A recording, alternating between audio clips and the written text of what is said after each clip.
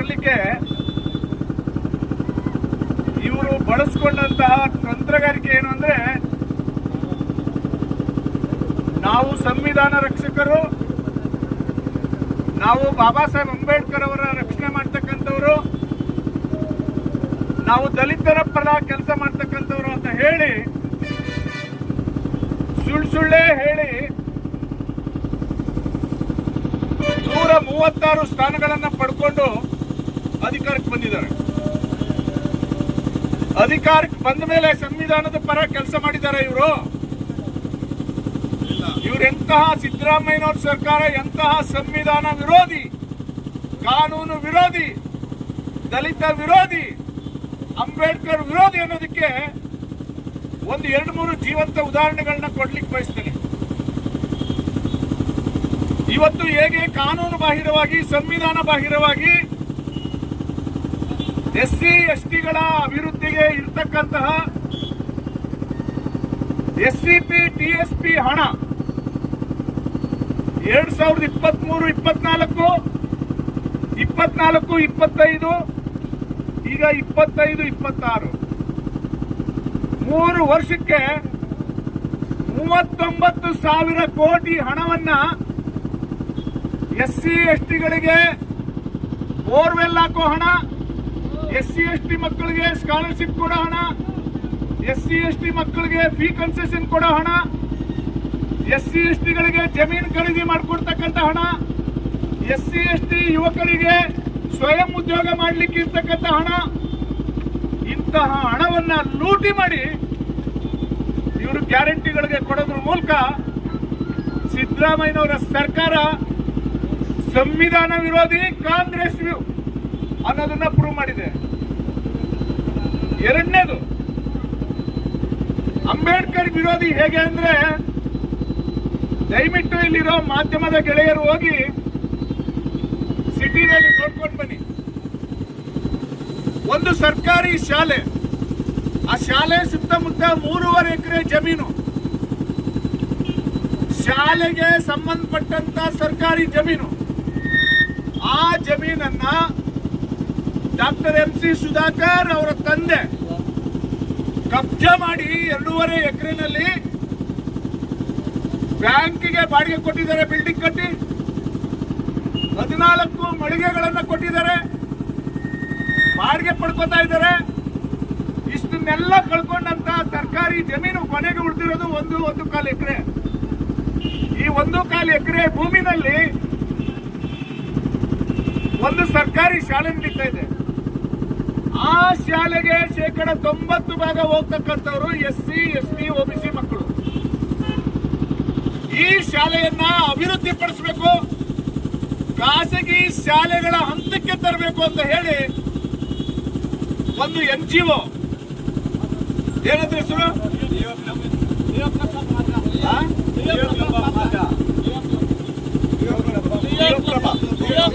ಪ್ರಿಯಪ್ರಭಾ ಅನ್ನುವಂತ ಒಂದು NGO 1.5 ಕೋಟಿ ಹಣವನ್ನ ಖರ್ಚು ಮಾಡಿ, ಯಾವ ಖಾಸಗಿ ಶಾಲೆನೂ ಇಲ್ಲ ಅಷ್ಟು ದೊಡ್ಡ ಪ್ರಮಾಣದ ಶಾಲೆಯನ್ನು ಕಟ್ಟಿದ್ದಾರೆ. ಅಲ್ಲಿ SC ST OBC ಮಕ್ಕಳು ಜಾಸ್ತಿ ಇರೋದ್ರಿಂದ ಅಲ್ಲಿ ಓದ್ತಕ್ಕಂಥ ವಿದ್ಯಾರ್ಥಿಗಳಿಗೆ ಬಾಬಾ ಸಾಹೇಬ್ ಅಂಬೇಡ್ಕರ್ ಒಂದು ಪ್ರೇರಕ ಶಕ್ತಿ ಆಗ್ಲಿ ಅಂತ ಅಲ್ಲೊಂದು ಪ್ರತಿಮೆ ಸ್ಥಾಪನೆ ಮಾಡಲಿಕ್ಕೆ ಹೊರಟಿದ್ರೆ, ಡಾಕ್ಟರ್ MC ಸುಧಾಕರ್ ಬಾಬಾ ಸಾಹೇಬ್ ಅಂಬೇಡ್ಕರ್ ಅವರ ಪ್ರತಿಮೆಗೆ ಕೊಳೆಯ ಬಟ್ಟೆಯನ್ನು ಸುತ್ತಿ ಮುಚ್ಚಿ ಇಟ್ಟಿದ್ದಾರೆ. ನಮ್ಮ ದಲಿತ ಹುಡುಗರು ಬಾಬಾ ಸಾಹೇಬ್ ಅಂಬೇಡ್ಕರ್ ಅವರ ಹೆಸರಲ್ಲಿ ಚಳವಳಿ ಮಾಡ್ತಕ್ಕಂಥವ್ರು, ಕಾನೂನಿಗೆ ಗೌರವ ಕೊಡ್ತಕ್ಕಂಥವ್ರು 10 ದಿನಗಳ ಕಾಲ ಧರಣಿ ಸತ್ಯಾಗ್ರಹ ಮಾಡಿದ್ದಾರೆ. ಅವರ ಬೇಡಿಕೆ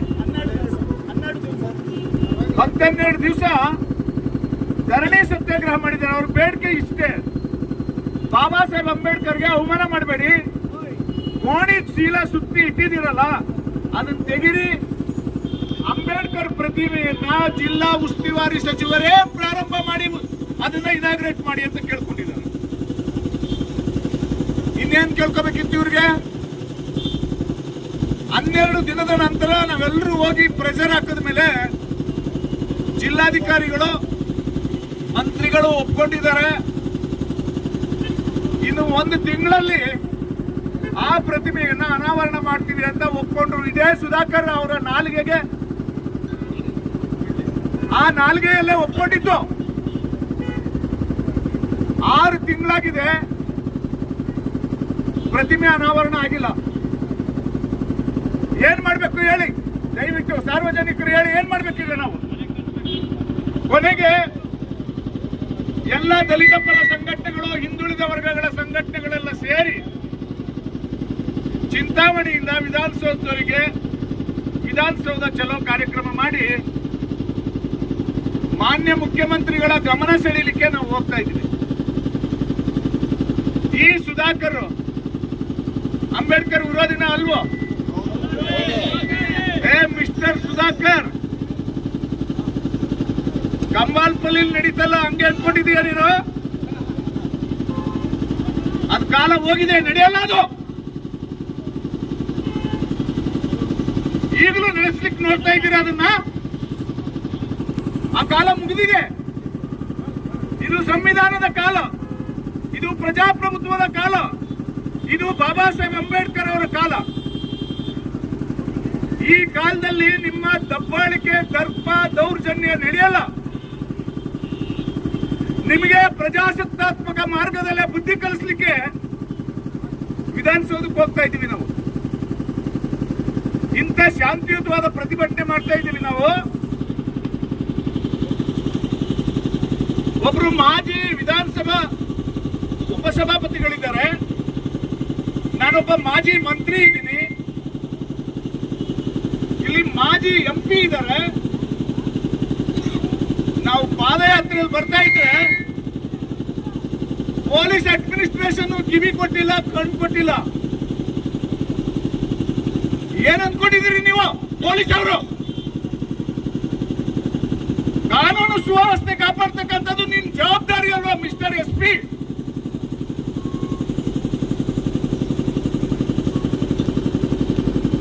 ಏನ್ ಪಳ್ಳೆಗಾರ್ರ ನೀವೆಲ್ಲ?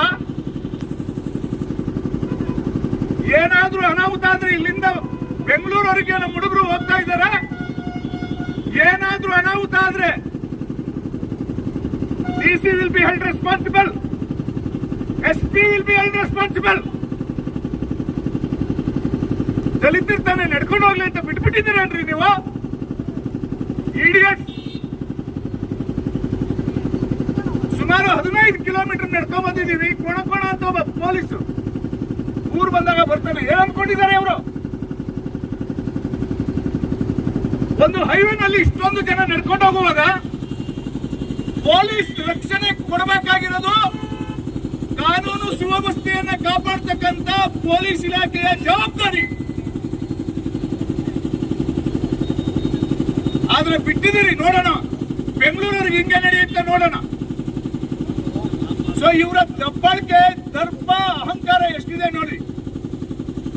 2028ಕ್ಕೆ ಇವ್ರನ್ನ ಬಟ್ಟೆ ಬಿಚ್ಚಿ ಮನೆ ಒಳಗೆ ಕಳಿಸ್ಬೇಕು. ಇವ್ರನ್ನ ಬಾಬಾ ಸಾಹೇಬ್ ಅಂಬೇಡ್ಕರ್ ಹೆಸರು ಹೇಳ್ತಾರೆ. ಬಾಬಾ ಸಾಹೇಬ್ ಅಂಬೇಡ್ಕರ್ಗೆ ನೇರವಾಗಿ ಅವಮಾನ ಮಾಡ್ತಾ ಇದ್ದಾರೆ.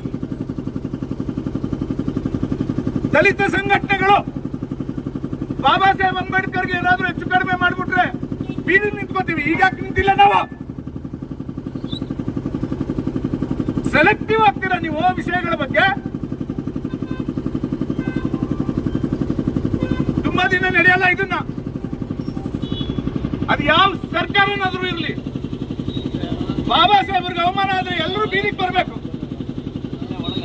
ದಲಿತ ಸಂಘಟನೆಗಳ ಗೆಳೆಯರಿಗೆ ನಾನು ಹೇಳ್ತೀನಿ, ನೀವು ನೆಗೋಸಿಯೇಟ್ ಮಾಡಿದ್ರಲ್ಲ,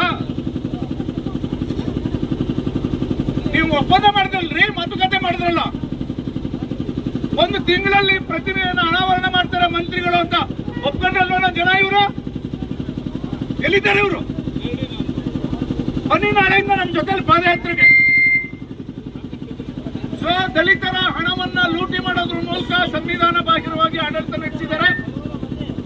ಬಾಬಾ ಸಾಹೇಬರಿಗೆ ಅವಮಾನ ಮಾಡೋದ್ರ ಮೂಲಕ ಇವರು ಅಂಬೇಡ್ಕರ್ ವಿರೋಧಿ ಧೋರಣೆಯನ್ನು ತೋರಿಸಿದ್ದಾರೆ. ಈ ಹಿನ್ನೆಲೆಯಲ್ಲಿ ನಾವು ಶಾಂತಿಯುತವಾಗಿ ಇನ್ನ 3 ದಿನಗಳ ಕಾಲ ಬೆಂಗಳೂರಿಗೆ ಪಾದಯಾತ್ರೆ ಹೋಗ್ತಾ ಇದ್ದೀವಿ. ಈ ಪೊಲೀಸ್ ಇಂಟೆಲಿಜೆನ್ಸ್ ಯಾರಾದ್ರೂ ಇಲ್ಲಿದ್ರೆ, ಇಲ್ಲೊಬ್ಬ ಪೊಲೀಸ್ ಕಾನ್ಸ್ಟೇಬಲ್ ಇದ್ದಾರೆ, ರೆಕಾರ್ಡ್ ಮಾಡ್ಕೊಳ್ಳಿ ನಾನು ಮಾತಾಡೋದನ್ನ, ಕೊಡ್ರಿ ನಿಮ್ಮ ಎಸ್ಪಿಗೆ. ಕಾನೂನು ಸುವ್ಯವಸ್ಥೆ ಕಾಪಾಡಬೇಕಾದವರು ಹೋಗ್ಲಿ, ದಲಿತರ್ತಾನೆ ನಡ್ಕೊಂಡು ಹೋಗ್ಲಿ ಅಂತ ಬಿಟ್ಬಿಟ್ಟಿದ್ದೀರಾ ನೀವು? ಹೇಳಿ, ಮಾಧ್ಯಮದವ್ರು ಯಾರಾದ್ರೂ ಒಂದು ಕ್ಲಿಪ್ಪಿಂಗ್ ಮಾಡಿ ಕಳಿಸ್ರಿ ಅವನಿಗೆ, ಎಸ್ಪಿಗೆ. Useless fellows. ಬಂಧುಗಳೇ, ವಿಶೇಷವಾಗಿ ದಲಿತ ಬಂಧುಗಳು ಅರ್ಥ ಮಾಡ್ಕೊಳ್ಳಿ. ನೀವು ಯೋಚನೆ ಮಾಡಿ,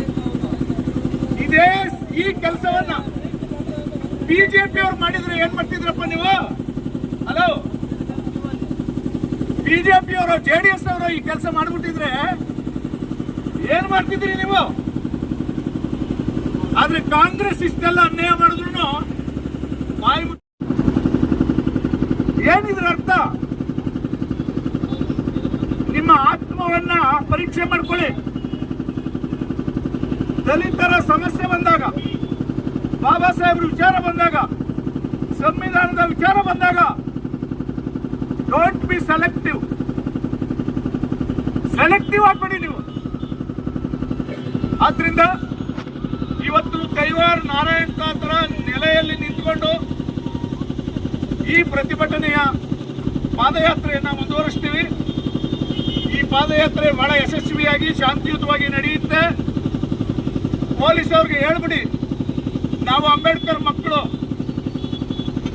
ಕಾನೂನನ್ನ ಪಾಲಿಸೋರು, ಕಾನೂನು ಬಾಹಿರವಾಗಿ ಏನೂ ಮಾಡಲ್ಲ. ಆದ್ರೆ ಕಾನೂನನ್ನ ನಿರ್ವಹಣೆ ಮಾಡ್ತಕ್ಕಂಥದ್ದು ಪೊಲೀಸ್ ಇಲಾಖೆಯ ಜವಾಬ್ದಾರಿ. ಆ ಜವಾಬ್ದಾರಿಯನ್ನ ಇಷ್ಟೊತ್ತಿನ ಮೇಲೆ ನಿರ್ವಹಿಸಿ. ನೀವು ನಿರ್ವಹಿಸಲಿಲ್ಲ ಅಂತಂದ್ರೆ ನಾನು ಇಲ್ಲಿ ಮಾತಾಡ್ತೀನಲ್ಲ, ಇದು ಅಸೆಂಬ್ಲಿ ಒಳಗಡೆ ಮಾತಾಡ್ಬೇಕಾಗ್ತದೆ. ಅಸೆಂಬ್ಲಿ ಒಳಗಡೆ ಮಾತಾಡಿಸ್ತೀನಿ ನಾನು. ವಿಧಾನಸಭೆ ಅಧಿವೇಶನ ನಡೀತಾ ಇದೆ, ಇಲ್ಲೊಂದು ಪಾದಯಾತ್ರೆ ನಡೀತಾ ಇದೆ,